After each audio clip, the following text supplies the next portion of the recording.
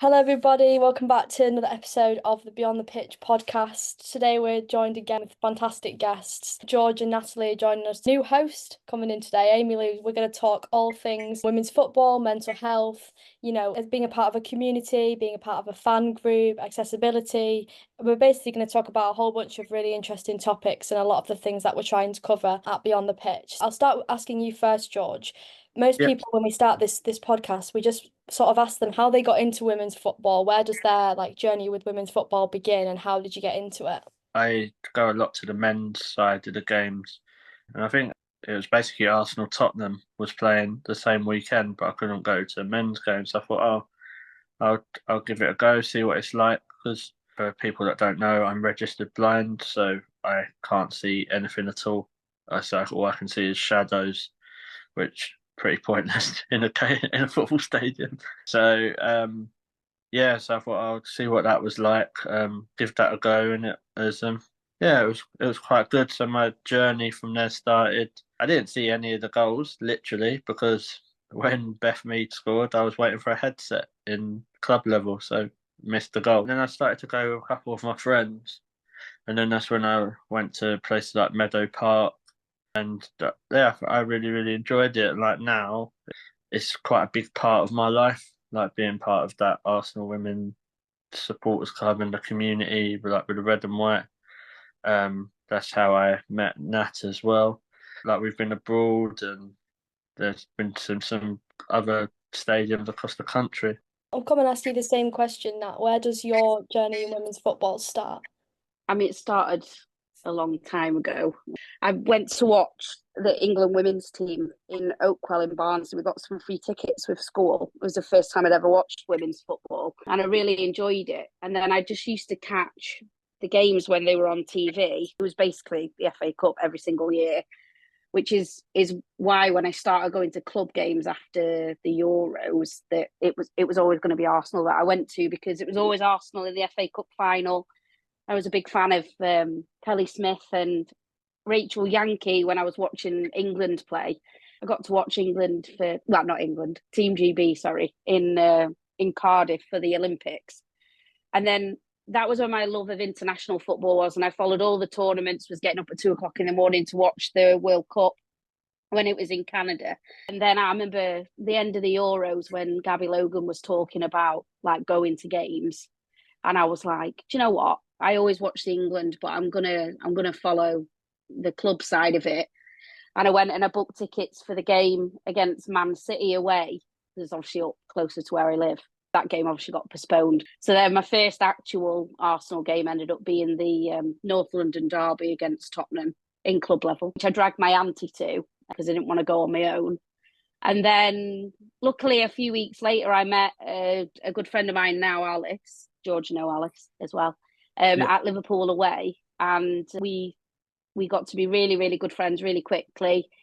And then from that, I met more people in January against the Leeds game in the FA Cup. And from there, it just went crazy. I wasn't even intending to go to that many games, and last season I only missed two. But it wasn't even just the football that drew me, and it was awesome. I mean, we're obviously going to talk about it, but it was that it's the love of the people as well as the club that make me drive 3.5 hours to a home game, inverted air quotes, as it's not. It doesn't feel very like at home. But yeah, I've loved. I'm a big fan of women's sport. Full stop. I watch everything, but there's just something about women's football. It's drawn me in, and if anybody mentions it anywhere, I will talk for hours about it. So, but yeah, I love it. Yeah, so obviously we want like touching on that and saying obviously the community level, how's it grown obviously from when you started to like now? How is it different? I mean, it's incredible. I remember like the first game I had at Boreham Wood was against Everton in the December, and I only knew Alice, I didn't know anybody else. And I remember looking over at the North Bank and thinking, "Oh wow, that's great." And then I met a few people against when we played Leeds in the FA Cup. I think it was the first time we went to. Oh my God, I can't remember the name of the pub, George. good companion. Thank you. I think it was the first time we went there. I think a pre-match, and I met a few people. I had seats actually in the East stand, And I remember I went and sat in my seat, and I was looking over at the people that I'd just been speaking to in the pub, and I thought, I want to be in it. And I went to the North Bank. I just walked up to Jerry, and I was like, "Can I stand with you guys?" And he was like, "Yep." And then that was that. And then it went on and on and on. And then literally, like, within a few months, it was, we were in Munich, leaving George at a train station. Sorry, George. And then when I think to this season compared to I thought it was incredible what we did last year, the season before, 22-23. But then 23-24 has just been incredible. I think from the amount of people that we take to away games, the amount of people I know now, when I walk in and you're just constantly saying hi to people, it just feels incredible. Something I've 100% missed over the summer.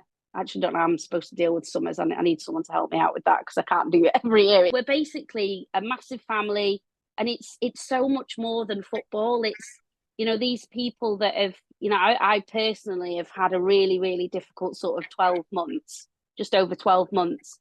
And it's the people that I've met in the last 18 months that have really pulled me through it. And if it wasn't for football, my life would look considerably different now. And it's just that community family feel of people that you can rely on. And not only that, but just have a really bloody good time on a weekend or midweek or whatever it is. It's really hard to explain. It just, because it sounds a bit like, oh, is it really that good? Like, I think people think, like, Arsenal fans, like, I honestly think we're probably hated by a lot of people, but we're genuinely, it's just really good people from all walks of life, all over the country, that just love the game and love each other, and we just have a good time. It sounds really cheesy, but I suppose it is a bit, but that's just how it is. Yeah, and when you're in it, you just really like understand it, and that's like you can only understand it if you're in it and you've been in it, or like you're part of it. And George, for you as well, like, you've seen that growth, and the more involved that you've become, the more you've probably seen it. Is that something that you agree with? Has it grown a lot for the Arsenal fan base? And also like, why do you think that's happened? Like, why do you think Arsenal have managed to do that in such a way? Yeah, I definitely agree with what Nat said. I was wondering if you're going to fill up the train station. At any opportunity, George, I will bring it up. So yeah, but yeah, like, for me personally, it's like being registered blind. I'm pretty sure I'm the only one in the North Bank, unless there's anyone else that's hiding. But yeah, it was quite a big thing for me, like, because I suffer with mental health as well, feeling like that I fit in with things, and obviously I need to get assistance from people. So it's always thinking, oh, am I a bit of a hindrance, that sort of thing. But like I've said, everyone there makes you feel welcome. First game I really got involved with it, really. I think it was Arsenal versus Juventus in the Champions League. And I remember hearing Lewis trying to sing a certain player who's gone to Man City song, but doing a rap version to it. And I always remember that. We went into the Tolly, and I didn't know anyone, and he just come up to me, introduced me to, I think it was Zoe, Cherie, and Lewis. So yeah, they're quite helpful, and anything I need on the pitch, off the pitch, they're there. Like, I know I could message a handful of people, including Nat herself. If I was struggling, I know I could message and say, like, can we talk? And they're like there. In other sporting scenarios, I don't think you would get it like that as much. What do I think? Why do Arsenal do it better? Because it's Arsenal, obviously. No, I just think some, like, what they do with the advertising, like with the Emirates stuff. Like, I think they're believing in and writing into that message as well. It's easy to sell thousands of tickets where if you're playing a big game. I think that opened my eyes with it, really. I think we played Leicester and we still sold like 40,000, or it was a team like that. If it was last season, but it wasn't one of your big, like, general top four teams. And if they're selling them for that, that just shows you that the support's there, the fans there, and there is a lot other teams could do. It's quite funny because we just done a podcast with Farah on Friday, so it's quite ironic. There's so many big teams that could play big games at their stadiums. Like, you got Manchester United could play at Old Trafford, City could play at the Etihad, them lot can play at Stamford Bridge. So there's a lot more that they can do, and hopefully it will continue to happen, but we've just got to wait and see with that, really. Yeah, so just wanted to like add on to it, like what do you think other clubs then could do to build up like your Arsenal base? Because my experience, I'm thinking, well, we played Everton at the Amex and there were only 4,000 fans there roughly, but obviously Arsenal playing Leicester bringing 40,000. What could other clubs do to like bring theirs up? I'm not sure. Like, I think Brighton. I'm not just saying this because you're on here, but I think they're one of the other teams that have actually got quite a lot of potential with their supporters clubs and say like groups around from when we've been to Crawley. We've all done it. Unfortunately, I think yes. I think that there is the potential there, but I would say it all depends, like if they're having the supporters groups as active as they are, like little splinters, atmosphere groups. I think they're quite important. But it's easy to create those, but it's maintaining it at the same time. Because you could have, say, a handful of 20 people that think, oh yeah, we're going to do what they've done, but it has to grow and then it has to spread. Right. I'll be honest, I'm quite pleasantly surprised how it's like exploded. Like I don't feel like I've been in the red and white that long, but I think it's about 18 months. So from then to now, it's like absolutely blown off the scene. But say like we'll use Brighton as an example. I went to the Brighton Villa game. I think it was a cup game because Arsenal was meant to play Lionesses, but it got called off or something. And I was quite impressed how Brighton like they were, and a couple of people I spoke to, they were quite friendly as well. So what they're doing is moving in the right direction. And I suppose like you think 4,000 against Everton, that's moving in the right direction. I don't know what it would have been, say, 3, 4, maybe 5 years ago. Yeah. Nat, do you have anything else you want to add to that, or? I do think that the other clubs have to see an opportunity of Arsenal from an away point of view, because they can see exactly, Brighton as an example. Last year we absolutely filled out that, I don't know if it was north or south, but you look around when Arsenal play a club but in their smaller ground, you'll see the big wodge of Arsenal supporters, but you'll see them everywhere, because Arsenal as a package, because you not only have you got Arsenal fans all over the country, but you've got Lionesses fans everywhere that won't get to games. And when you've got the captain of England, and Beth Mead, and Russo, etc., etc., etc., plus all the Aussie girls who are extremely popular, people will go to that game as a complete neutral because they want to watch those players playing. So, for example, United are playing 3 games at Old Trafford, 3 really nondescript teams. So for me, you've got to pick the right teams to play in the big stadiums to get. And then the thing is, once you've done it once, you will continue to do it. So the likes of United should be playing City, Chelsea, and Arsenal. Liverpool, I would even say, because it's pretty much a derby, the whole Manchester-Liverpool thing. And I just don't see, like Villa, for example, I'm really impressed with the fact that they've moved permanently to Villa Park.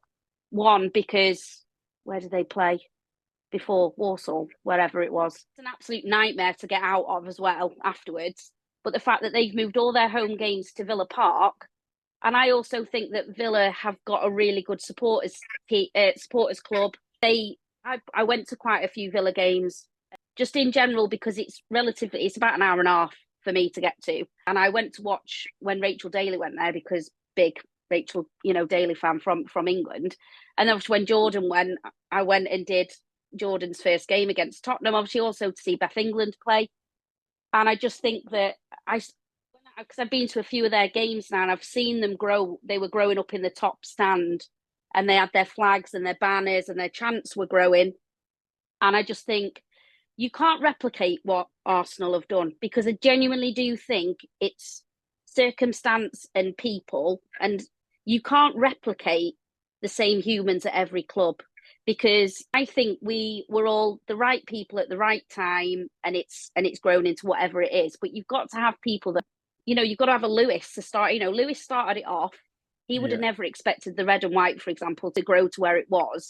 No. And it's taken off. But it does also take good chance, really. Like that, the whole casting from last season, it took off. I mean, I'm fuming, obviously, that we're gonna have to just change it. But it's having those little things that just then starts to get more and more people involved. And then, when we went to Liverpool away and all the away games, the crowds we had were incredible, but the noise was travelling. And then I remember it might have even been the Leicester game at the Emirates when we were doing our LA, looking out across the other stands, and it wasn't just us in block 2. Like, there were scarves being waved everywhere, and that's the growth, because it's all right it being us 1,000 or however many of us, and now they're moved us over, we move into block 10, but there'll still be a number of people in block 2, and I just imagine us being at the forefront of everything. But I think you can't replicate it. The club can do things, and the people that support those clubs, if they want to do what we do, they can do it. There's no secret recipe to it. It's just get on with it. You know what I mean? Just make up your chants, put your socials out there, get people involved. If you're willing to put the work in and you're willing to get a group of people together and organise a pub to go to before the game, and once you've done it a few times, it grows and it just happens. It's natural now. Everyone says, "Where's the pre-match?" We're going there, right? Everyone goes there. That's how it is. And we weren't like that at the start. It was only a handful of us. I remember the earlier times in the Good Companion when it was a pocket of 10 or 15 of us in the corner singing. Now you go in the Good Companion and it's spilling out onto the street. It didn't happen overnight. It's taken a long time, but it's been small changes, and it's grown. I think it's growing at a nice speed, because I think this is maintainable. I think that's what it's got to be. It can't be a one-off. It's got to be consistent. And I think, going into this season now, I'll be saying exactly that. I've talked for ages now. I think I'll be saying exactly the same things at the end of next season. I love the people, and I'd go to every game, even if we started losing. It wouldn't change my love for going. But yeah, that's my long answer to a small question. I mean, yeah, exactly. We've seen it home and away with Arsenal. Obviously, Liverpool away was a great example last season. We were the pub before, obviously in the midst of Liverpool. I think the men were playing at the time, but the pub was outrun by Arsenal fans. Couldn't get in the door. We're out in the beer garden. Even Conti Cut, we didn't quite choose a pub that was big enough, I don't think, which is incredible. But obviously Arsenal have made the decision as well. You touched on this, to move to that block 10 and try and build that atmosphere block. And yes, we've seen it elsewhere as well, like with the Lionesses trying to do it for the England games. I just wondered what you both think of moving to block 10, especially for Arsenal, and trying to have that new section in the Emirates, and also Arsenal moving a lot of their games to the Emirates as well. Is that something that you think is, obviously it is a great thing, but what's your personal opinion on that decision? George, do you want to go first? Yeah. Okay. Yeah, I like moving to block 10. I used to really like block 2, but for atmosphere for me, I feel like being in a different block is where we need to be. But as well, it kind of goes into what Nat was saying about the pubs and what you were saying, Daisy. We're too big for just one block now. Like I've been saying for ages, we're too big for just one pub. And that's not being cocky or confident. The interest has got so big. Like, if you're going to the Tolly, you can't even move. There's people in the gardens, but you can't move. So now we go to a couple of pubs around the Emirates, and both them pubs are filled. It's not like one's less filled than the other. So comparing that to the different blocks, like Nat said, there'll still be people in block 2, and there'll be. It reminds you, I don't know if you agree in that, it kind of reminds me a bit of what the North Bank and the East Stand would be like at Meadow Park. Yeah. I think it could bounce off each other like that. Like those who watch the men's side of the games, quite a lot of the loud singing and the atmosphere does come from the North Bank. And that's only like 2 or 3 blocks over from where we are. Like, I think the day that it'll probably make me cry, to be honest, on something alive, like when you can hear the whole of the Emirates singing a song in unison, because we get it quite a bit, but not completely. Kind of made me emotional how North London Forever was at Molineux. And that's what supporters club people have said, and these other groups have said, that that's what the ultimate dream is. So moving to Block 10, and I'm doing a nap now. I'm like, I've caught coffee there, give it a long answer. Yeah, in the short answer, I think it's a good move, and obviously we've got more than one block, so the atmosphere will just follow. I will miss Block 2 because I can watch the game.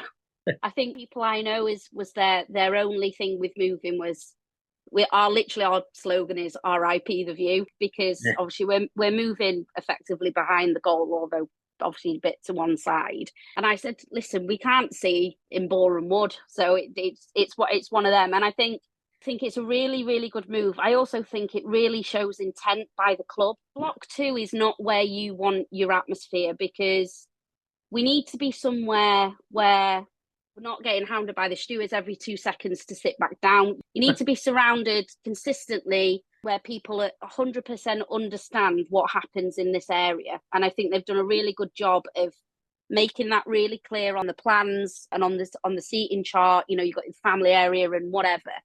And I think I'm excited for that first game. I mean, it had to be Man City, didn't it? But whatever.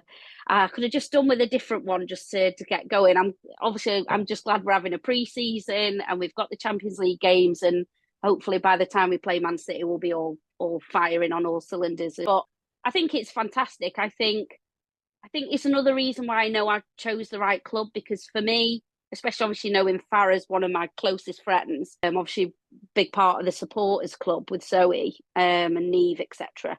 And I know how much hard work and how much the club genuinely is invested. We're not just a supporters club that is, I'll keep them happy. They're in the world of it all. It's one club. It feels like one club. I think it's fantastic, and long may it continue, and just hopefully we'll get some performances that, because I always say that the performance of last season didn't warrant what we did in the stands. And I thought we had an incredible season, and it deserved more. And I actually think that we'll learn a lot from the players. I mean, I think we'll learn a lot from, missed opportunities. We just got to keep going. So I think it's going to be really, really exciting. I think what George said about that one time when you first hear like the angel at the start, when everybody sings at the end, Conti Cup final, literally is just, they're all the scarves up, and I'm honestly, it still gives me, goosebumps when I watch it back, and I just think, God, look what we're doing. Like, we've just got to keep it going. And there'll be one game this season. At the beginning of the game, you'll look round and it will be, 75-85% of people stood there, scarves high, singing along, and you not being able to hear the backing track to it. Like, it will get there. And, even if it takes 2 or 3 seasons, it's going to happen. And we will be the first to really sort of kick off. We're just so far ahead of everybody else with this. And I want everyone to follow us, because I want to go to Old Trafford and see it full. But with us, in a few thousand sitting there. But I want to go to Old Trafford and it be full. I want to go to the Etihad and it be full. I want to go to Anfield and it be full. And it really, that's the dream. And I want us to win all those games. I agree with that. Like, also, I'd like to go to an away game where it's not the greatest feeling. Like, so if you're going to an away game where it feels uncomfortable, not in the way of that people are not safe, but say like when you hear on the TV the atmosphere is so loud and you think, hold on, we need to shut the atmosphere up there to get the result on the pitch. I'd like to see that sort of thing happening. If you're going away to Man United, predominantly when you play teams like that in footballing senses, it's not the easiest atmosphere to deal with. And I feel like that's what teams have when they come to us. So it'd be nice to do that. Like teams that I'll name them, like teams like Chelsea, they could do so much better, in my opinion. But yeah, and so it's just like echoing like what Nat said and what the supporters club have done really well, and they do other stuff as well. So it's not just predominantly a football thing. Like look at what they've done for the Walk for Williamson charity, stuff like that. So that kind of engages people, and it kind of gives you something to do in the closed season. So it enabled people to meet up in that social, for those who are able to do it in that social setting. So yeah, it's just kind of like follow what we're doing really, and it makes it sound like we're being a bit big-headed, but we're not. It's just just the way it is. Yeah, it's what you want, isn't it? Like you want to Yeah. see the growth across all clubs, and that's how women's football is going to grow as a whole. I want to sort of touch on to do with women's football, but beyond that, really. Obviously, you've both ventured into the world of podcasts and related to women's football. I wanted to talk about that because I think that's obviously something that has really grown within the women's game, and how has that been for you both? Like, where did you sort of decide I'm going to start a podcast, and where did that idea come from? And also, the whole process, what has that been like? And it's also a chance for you to shamelessly plug your own podcast as well. So go ahead, guys. I mean, I started the pod season at the end of the 22-23 season with Susie. I'd always wanted to do a podcast. I prefer talking. That may or may not have come across already, but I love talking, and I'm an extremely passionate person, and it's like going to the games and everything wasn't quite enough for me. I felt like I'd still had so much that I wanted to talk about, and I wanted to get what we were doing out. And obviously, I listened to a lot of podcasts. When, as I've said, I had a small drive to and from Bournemouth or the Emirates, and I used to listen to Boots, Balls and Bras. I used to listen to all of the different sports podcasts, and I just thought there's a gap here because everyone's talking about what happens on the pitch, and being at Arsenal was so much more than that. So I wanted to sort of take a different angle on it and really sort of make it about us as the red and white and about the people in that and their journeys. And then that was the first premise of it. And then it sort of took off to taking people to the games with us from an audio perspective. Obviously, people do TikTok and all this jazz. And I really wanted, and we've got a lot of people that can't get to games. And sometimes it's not that they don't want, it doesn't make anybody any less of a fan, whether you go to 1 game, 0 games, whatever. You can be a fan at home and be as much of a supporter as me than whether I go to a game or not. I wanted them, and they're just, there's people in the red and white that don't go to games, but they're no less a part of anything. And I wanted to give them that so they felt like they were in there too. And I just really enjoyed doing it. And, and I don't do it for the listens. I don't do it for any of that. Like, I don't even look at the stats or whatever.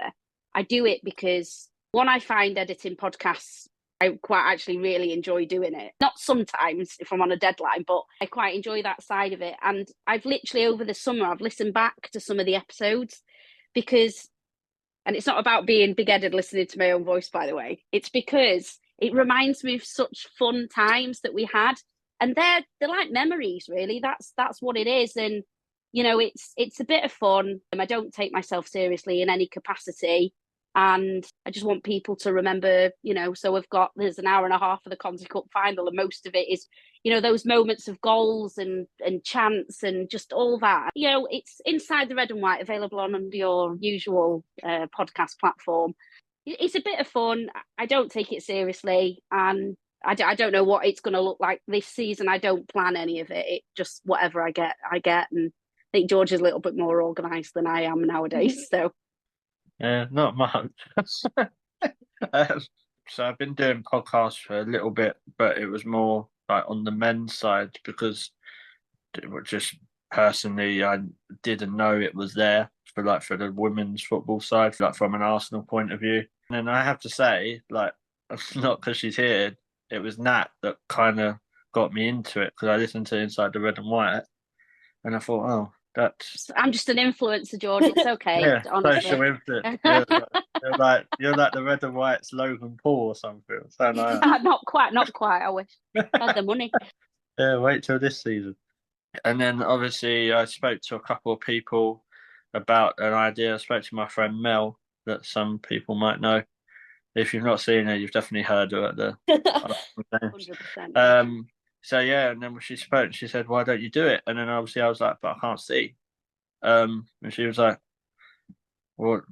Why would that stop you?" And like she gave me that confidence to say, "Just try it." So then got in touch with a few people that Daisy you know about as well, including yourself.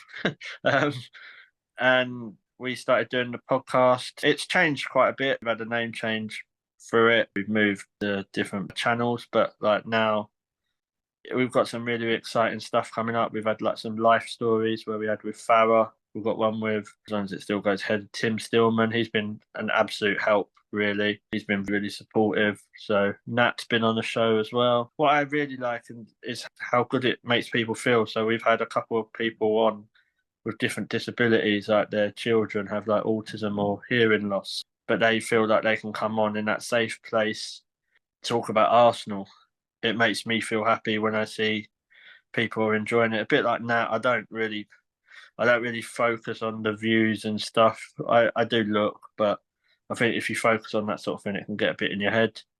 But yeah, like going forward, we've got plenty of new stuff because, like Nat was saying, with the fans, not everyone's able to go, so we've started doing watch-alongs, so you can hear me ranting about a certain Australian which passes it sideways. So we've done our first one the other day, which went all right, to be fair. But yeah, you can listen to us on the All Sports Bar Cafe, but we're trying to reach out to other fans as well because we don't want it just to be about Arsenal, because I think it's quite important to showcase women's football and just keep pushing it out there, really. I just wanted to like know more about what the accessibility is like and how maybe it differs from maybe saying go to like Meadow Park and then turning up at the Emirates, or like an away game. How is it different? So it's quite ironic you've been saying this because I've been in constant dialogue for the last year with Arsenal to try and get audio headsets at Meadow Park. So for those who don't know, that you can get audio headsets at games that basically tell you what's going on. Not that I mind Nat's audio description or Lewis's, but I don't think it'll be broadcasted on BBC, some of it. But so you just put like a headphone in and it plays. But obviously at these smaller grounds, say like Meadow Park, Kings Meadow, I don't even think I've got one at Crawley. Them sort of grounds, you don't get audio headsets.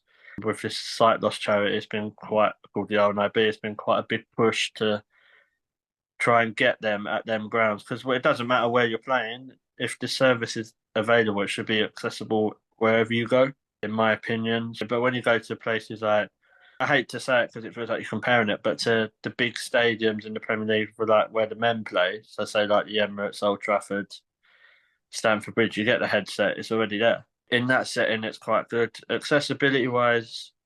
But yeah, it's not that hard to get to in that sense. I'm kind of very lucky that I have a good group and a good network that people will meet me at stations and guide me if I need it.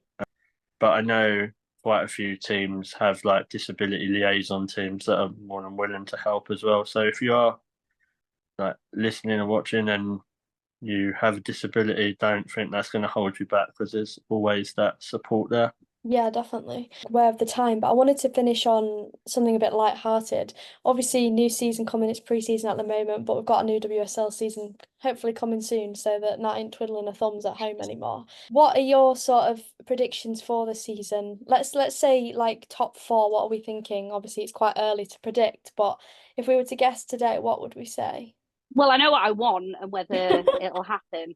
I really want Arsenal to win the WSL. I think City are going to be really difficult to play next season. So I think, if I'm being honest, I think it'll be the same top three tussling out. I think it'll be us, Man City and Chelsea. And then that fourth spot, I think it's a difficult one because, I think a lot of teams are making some really good signings. But yeah, I think that fourth spot, I really don't know. I think it could be someone that we don't even think about. It could be, Leicester could have a really good season. Like, who knows? I feel like that fourth spot's always, I don't think it'll be United. I'll put that there.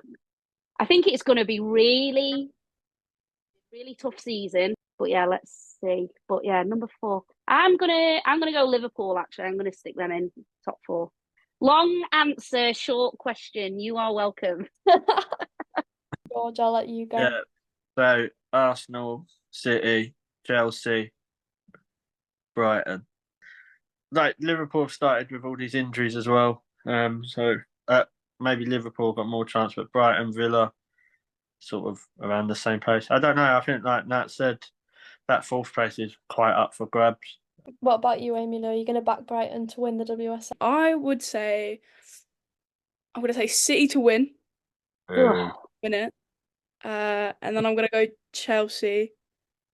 Oh, then Arsenal, and then Brighton fourth. Go on, why not? I wasn't sure whether I should flip Arsenal and Chelsea. I think they'll be very like it'll be like a real toss up until like the last. I think the whole top three will be a toss up. well, thank you guys so much for coming on. Obviously, we really appreciate it. It's been really nice to chat to you about all things, women's football, growing a community, being part of the community, and yeah, let's hope that this only continues to get bigger and grow, for Arsenal and also other clubs as well. So thank you guys for coming on.